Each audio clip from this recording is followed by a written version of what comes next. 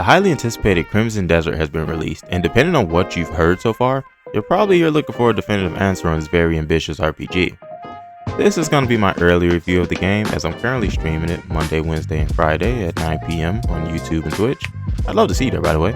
So, I'm going to do this video as more of an early stage, and I'll put out another review that'll be my final verdict once I've experienced more of the game. But before we go ahead and get into it, I'm going to go ahead and ask you to hit that like button, as it really helps the channel, and hit that hype button so that this video can get seen by more gaming fans that are bogged down by slop and view bait content. Also, consider subscribing if you want to see the latest in gaming news and reviews. But with that being said, let's slash our way into Crimson Desert. Let's start off with the positives, and the one that really seems to get people at this moment is obviously going to be graphics. So, as you can see on this one, there's not really much to say. This game looks absolutely beautiful. Like, this footage that you're seeing at this current second is going to just be a part of the intro and just letting you know how the game goes and what you got to do. It's just a tutorial point. But even here, the particle effects, the way the grass blows, the sky in the background, the lighting, even the torch firelight effect, it's all just beautiful. They did a great job on this game. And it makes it clear that it was made with a labor of love. I do understand that they have some allegations of AI in it right now. But as far as I can see, I don't think the AI was necessarily anything other than like some images that you see in the background, or that can be in the background, like paintings and things. But they said that was more of something left over, which I can see is they don't look too up to date when you encounter it. It does look like it was made with an older generative model. Could have just been a placeholder. But either way, I don't really see or haven't noticed any AI in gameplay, so I'm happy with it. Moving into another thing that I want to talk about is the combat. Funny about it, I didn't actually think I would like the combat at first, because the buttons can have a bit of a delay on them, especially when jumping or swinging a weapon. So it made it a little uncomfortable at first to play, until I got over it and I started to learn more of that parry system. Which learning that is going to be very important, because although transitioning into battles is smooth, you still kind of typically are surrounded, which can get a little bit annoying, especially in certain boss fights or anything, if there's enemies around that you have to deal with as well alongside that. But the best part about it for me was probably the multitude of weapons. You start off with just kind of your sword and bow, but you can transition to things like spears and axes, long swords, you know, just there's quite a few weapons in there that all kind of have their own unique movements. And it's really cool because you can tell that they really put a lot into the animations of the game. That's probably also what's helping it. Well, I won't say helping. That's probably also what's making it a little more sluggish, because of how many animations the character has to do. But either way, I really like the combat. I like how you can mix and match, even the fact that they have hand-to-hand wrestling moves in it, which I won't spoil what moves are in there, but it just makes it really fun to play when you are Cliff. I haven't gotten to play the other characters yet, but you know, as long as the combat is kind of the same, or at least has maybe if they have their own unique character gameplays, then I'm still gonna love it either way. Alright, time for us to jump into the world.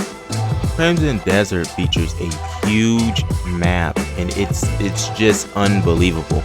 I have not even begun to really explore it yet, but anytime you climb and you look around and you can see it far enough, it's just a beautiful map.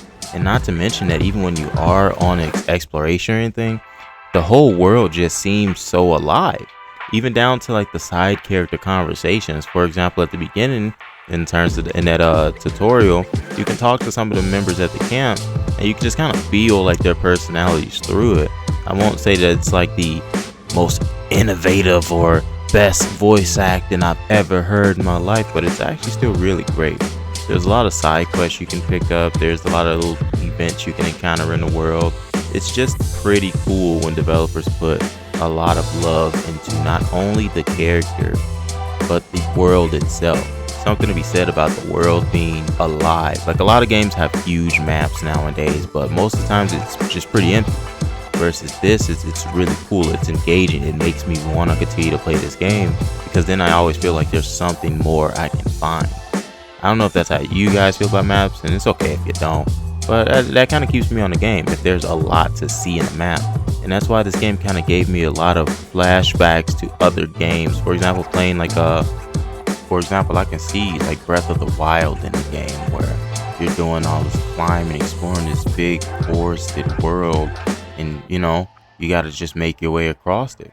I can also even see kind of some remnants of it in the combat system itself. Another game I can see is Red Dead Redemption, where even you'll feel it as soon as you get on that horse and you have to ride around or follow an NPC. You will feel it. And another thing that also reminds you of Red Dead Redemption is how alive the world really is in terms of the animals in it.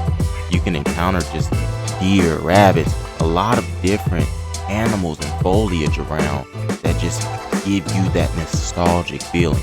And that's not even just the end of it. There's a whole lot of games that I can see that took inspiration from, and it's just great how they mix them all together from these different genres. And I kind of can't wait to hear what everyone else thinks of it in terms of what this game reminds them of, or how good it is, or even if it's some type of criticism. Yeah, I want to hear. I want to see what your experience was with it. That's the beauty of having like these type of worlds made. There's always something to experience, and there's always just some reminiscence of games. So you just kind of feel like those great sections of games being combined into something that could even either be better or just on par with it. And I love that. Alrighty, and let's get into the ugly section of the video now. I don't have too many to discuss. Once again, it is the early review, but I'm going to discuss them in terms of level of importance, ranging from not too important to the more important sections, that for me at least. You can feel free to have it as you will, but I'm gonna start off with those glitches and bugs. Not too many yet. I haven't seen any that are like game breaking. I've heard or then read about a few of them who are pretty game breaking. It seems like that's gonna come a little bit later into the story, so I'm not gonna worry about it for right now. But the only thing I'm really getting so far is like every once in a while a body sinks into the floor, or somebody that gets killed just disappears. But that's not really something that I'm too worried about at all. I'd say the biggest thing is going to be the next one, which is there's no character creator. I gotta be real. With a game like this would have been perfect for character creator. I do know that this is apparently tied into a different game as well, so maybe that has something to do with it. Cliff could just be like some type of legendary figure within it, but I don't know. This game would have been so perfect with a detailed character creator, to be able to make your character the way you want to experience this story, because that is probably the biggest thing about it. Speaking of, it's the story. It's so confusing, and I don't mean in a way of it's complicated, because it's really not. And spoiler alert really quickly for all those who haven't played it yet, the beginning of it, you guys kind of get attacked, and from what I'm seeing so far, at least from what I'm doing, it's kind of now just getting Cliff's gang back together after that surprise attack. But I don't really understand the process. It seems like a lot of what I've been doing so far is just kind of fetch quests, like go here, get this, go do that, unlock this thing, boom, you're done. So I'm not really too sure as to when the story is going to start picking up. And that also, Cliff doesn't really feel important in his own story. Like, it kind of feels sometimes as if you're playing the side character and you're just helping the main characters along in the story, or you haven't even met the main character yet. And similar to the effect of Expedition 33 with Gustav at the beginning. Like, for some reason, it just kind of feels like Cliff is a placeholder, and that might also have been helped more with that character creator. But just for right now, as far as I am at least, I don't really understand the point of the story, nor like Cliff's importance of it. The only importance that he really has is that I think he was like the leader of the group, and that's it. I say all that to say that honestly, I believe Crimson Desert deserves about a 7 out of 10. I think it's an incredibly solid game with not many issues, especially for it being a game of this scale. The only reason I'm giving it a 7 and not an 8 or 8.5 is because the story needs improvement, big improvements. I'm going to hold out my judgment until I finish it, just based on the fact that it might get better as I get along. But as of now, I'm just pretty unimpressed with what it has to offer. Alrighty folks, that's all I have so far. So do me a favor and let me know what you think of Crimson Desert in the comment section. I want to hear the good, bad, and super duper ugly from your experience. And while you're at it, hit that like button so I know you were here, and subscribe if you want more. I hope you all have a beautiful day, and thank you for watching.